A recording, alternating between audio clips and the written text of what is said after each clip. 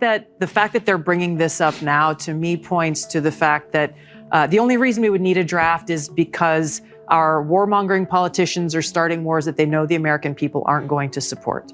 When you look at what happened after they didn't start the wars. Well, when you look at what happened, you look at what happened after the attack on Pearl Harbor. That creates just numbers. A huge problem. Come on, sometimes it's just you're talking about life and death. You're talking about life and death. I know.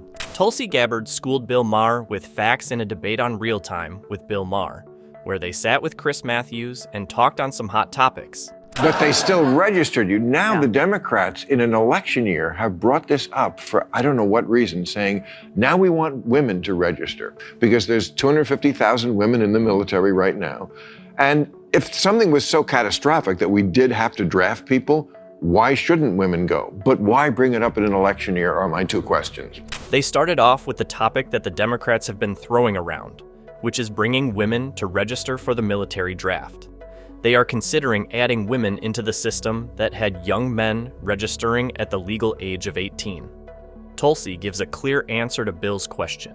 Well, first of all, we shouldn't have a draft. At all? No, I don't think so. What if it's an emergency? Well, the fact that they're bringing this up now, to me, points to the fact that the only reason we would need a draft is because our warmongering politicians are starting wars that they know the American people aren't going to support. She makes a strong statement by questioning why a draft is needed. She doesn't go into the topic of women being drafted. Instead, she questions the need for a draft. Her response shocked Bill Maher, but she stuck to her answer and gave a reason why. Thousands and thousands of people from all across the country set aside their lives and volunteered because they wanted to go and fight for freedom and security and for peace. And you look at what happened after the attack on 9/11, so many Americans like myself, we enlisted to be able to ensure the safety, security, and freedom of the American people. And so when you look, to me, it's a big red flag that they're bringing this up right now, first of all, as we have multiple wars burgeoning around the world. This is where she really gets to the heart of the matter. She points fingers at politicians who start wars without thinking about the consequences. According to her, the only reason why a draft should exist is because they choose to engage in a war that people don't support. But, I've been deployed 3 times to different war zones. I don't want to be in a foxhole next to somebody who doesn't want to be there, first of all. That bond and that trust that exists between servicemen and women who are, when bullets are flying is so essential. You don't want to have somebody next to you who's hey, I don't want to be here. I don't want any part of this. That it's creates just numbers. A huge problem. Come on. Sometimes it's just you're talking about life and death. You're talking about life and death. She emphasized that if the war was truly necessary, people would volunteer, and what has happened in the past has proved that. She brought up Pearl Harbor as an example. She is a former U.S. Army officer who has been deployed 3 times to war zones. She knows how it is to truly serve, and also what it is like to be in a life-threatening situation. When the U.S. was attacked, people didn't have to follow a draft. They volunteered because they believed in the cause.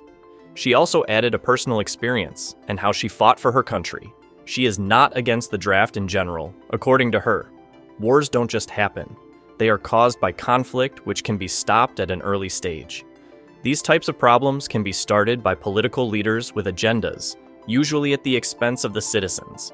She is more concerned about forcing people into the military and how it would compromise military operations because soldiers who don't want to be there would affect the other soldiers around them. But Bill did not see it that way. People in Gen Z, they're not going to volunteer. I've seen videos of them talking about it. I'm like, no, you're right. This generation can't do it.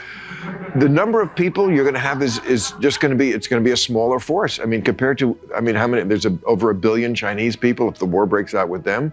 I don't want to get cataclysmic about this. These wars don't just happen out of thin air. I think that's my point. No, but we didn't start them. We didn't invade Ukraine and we didn't attack Israel. That's a silly thing to say. He tried to brush off her point by suggesting that, in most cases, the military needs more people, especially with the global tensions. He even pointed out how in comparison to China, the US might be lacking and need more troops. He also mentioned how the US may be at a disadvantage compared to powerful nations, but Tulsi was not convinced. She countered him with quality over quantity. She pointed out that it is not about putting people in uniforms, but ensuring that those who serve do it because they want to and they understand the situation. And if the US needs a draft to get more people to sign up, It is a problem with the structure of the military system. She also counters his point on the Ukraine and Israeli war. I think the Iraq war was coming right out of the Dick Cheney's office. That's true. Oh, but that war. That's true. Yeah, that Okay, one. well, that's not Biden. That's 200,000 dead people over there, and 4,000 of our people, and that was created by the neocons and Dick Cheney. Yeah. They did it. They did it in the op-ed pages of our major newspapers. They started the war, and they enjoyed it. Chris Matthews makes a powerful point about the Iraq War. The war wasn't a result of the public's opinion or choice. It was pushed by influential people. This connects with Tulsi's point on wars that started against the public's will. Bill agreed with this part, but also pointed out that it wasn't in Biden's administration. He asks another controversial question that dives into one of Donald Trump's recent claims. What do you make of Donald Trump promising that if elected, he would secure the release of the Wall Street Journal reporter who is being tried for espionage in Russia? I mean, of course he's going to say that. I will go to Moscow. Come on. I mean, it's like Ike. It's right out of the history books. Like, how's he going to do it? And who knows?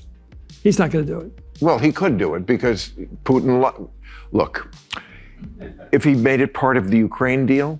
Oh, yeah, a party favor? Absolutely. Yeah. Because you know what he's going to do with Ukraine. He's going to say to them, look, Putin gets a piece. Would you have you keep, right? Which honestly might be the only way that war ever ends.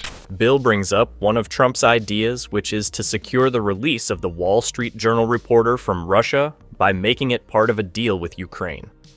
Chris found it a laughable party favor, mocking the notion that such a serious international issue could be handled like a simple gesture. He also pointed out that Trump's approach seems more like an unrealistic situation. How do you think that war should end? The war, and I've said this from the very beginning, the only way that this war ends is through some kind of a negotiated treaty. That's it. That's been true from the very beginning. Does that mean giving up Ukrainian land? It means, I think, both sides, like in all treaties, will end up having to surrender some portion of what they want in order to achieve that peace treaty. The sad thing is that it is the Ukrainian people and their lives who are being expended the longer this war goes on, even though those who are actually paying attention know that this is only ever going to end at any point with that negotiated peaceful outcome. She talks about how the war may have to end with a negotiated treaty, not because of how the war started, but because of the lives it had caused. It was a simple and reasonable point. Her experience in the military is enough to know that wars aren't just about strategy and politics. They're about real human lives being destroyed. Chris also weighs in on this. The danger, of course, is that Putin will come back for another mouthful. He'll give him a couple years, and he'll be back again, starting the war up again. But, he's not going to live forever, this guy. And I'd make the deal. I think it's a smart deal. He's not convinced that this deal is the ultimate solution, pointing out that even if Putin stops for the moment, the war could start up again once he's ready. He agrees with Bill to an extent, admitting that while the deal might not solve everything, it could still be a smart move in the short term. Tulsi Gabbard made a strong case against military drafts, while Bill Maher sees it as a way to prevent global threats and prepare for any unforeseen events that may happen in the future. Do you stand with any of their points or solutions? Let us know in the comments below.